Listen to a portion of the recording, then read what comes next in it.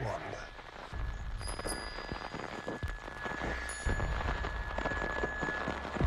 Kamera in action. Hey guys, welcome to my YouTube channel. WandaVision episode 4 akhirnya membawa kita kembali ke layar.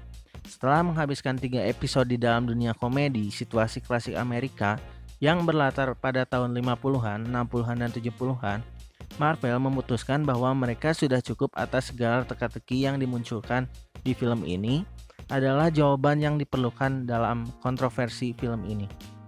Judul acara Wanda Maximoff dan Vision hampir tidak ada di episode baru karena Disney Plus ini benar-benar mengubah perspektif kita untuk menceritakan kembali cerita dari sudut pandang penonton. Bagaimana alur ceritanya? Sebelum kita mulai, kita lihat dulu tayangan yang satu ini.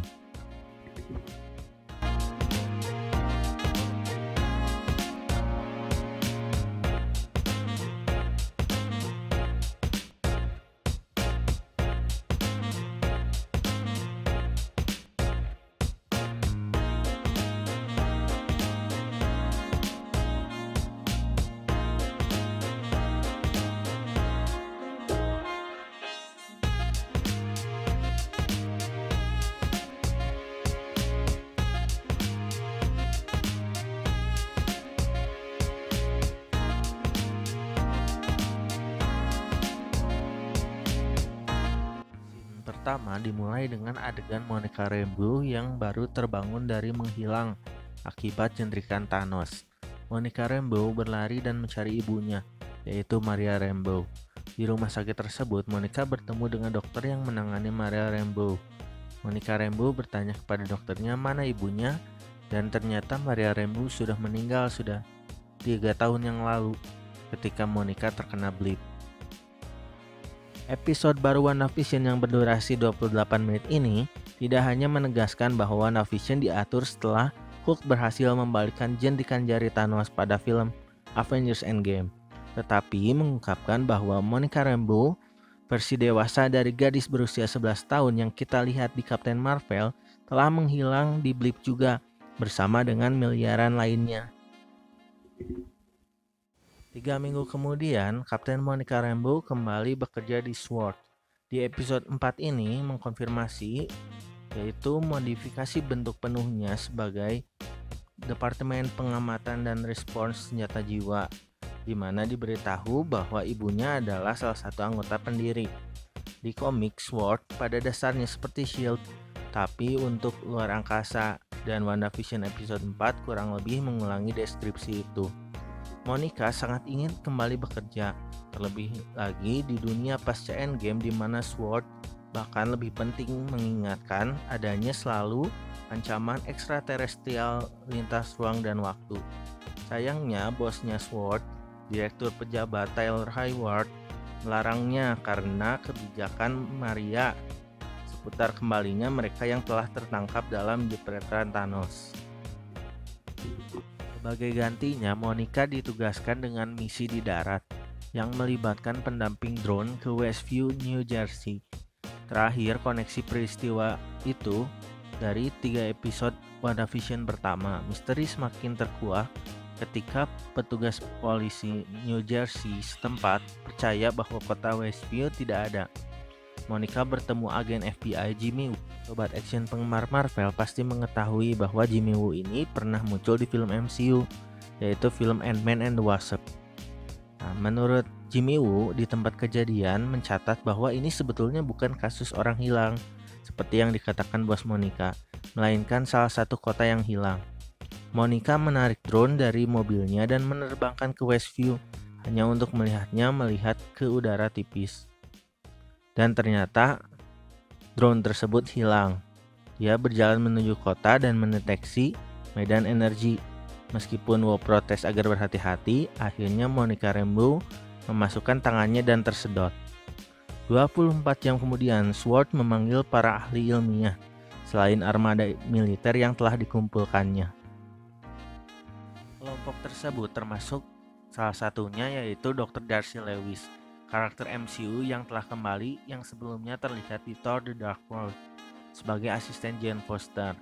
Darcy mendeteksi bahwa Westview dipenuhi dengan sejumlah CMBR, yaitu radiasi latar belakang gelombang mikrokosmik, yaitu radiasi peninggalan yang tersisa dari hari-hari awal penciptaan alam semesta, dan kemudian diminta TV lama untuk memutarkan video Wanda setelah mengetahui bahwa ada gelombang siaran yang tersembunyi di dalam radiasi. Sementara itu, SWORD mengirim agen Franklin ke saluran pembuangan untuk menyusup ke Westview. Yang Anda akan ingat, terlihat menjelang akhir WandaVision episode 2, muncul dari lubang got seseorang yang memakai baju putih berlambang SWORD. Ia sebetulnya bertujuan untuk membantu menyelamatkan Monica Rambeau. Lalu Darcy kemudian mencoba berkomunikasi dengan Wanda, yang mengarah ke momen lain dari WandaVision episode 2. Suara radio yang mengatakan, "Siapa yang melakukan ini padamu, Wanda?" Itu adalah suara agen Wu, seperti yang telah diduga oleh beberapa penggemar.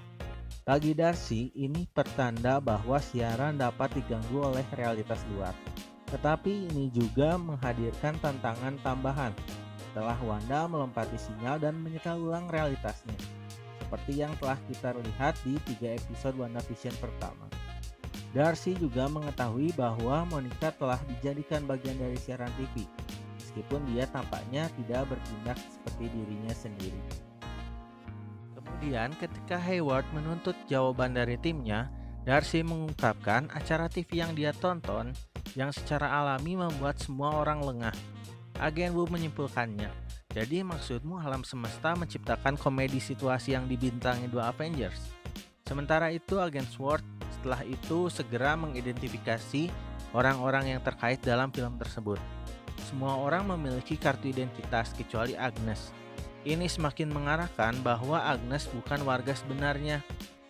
Dia bisa jadi merupakan Agatha Harkness, yaitu penyihir jahat anak buah Mephisto. Mephisto adalah salah satu villain MCU. Selanjutnya, scene berikutnya tayangan mengarahkan peristiwa WandaVision episode 3.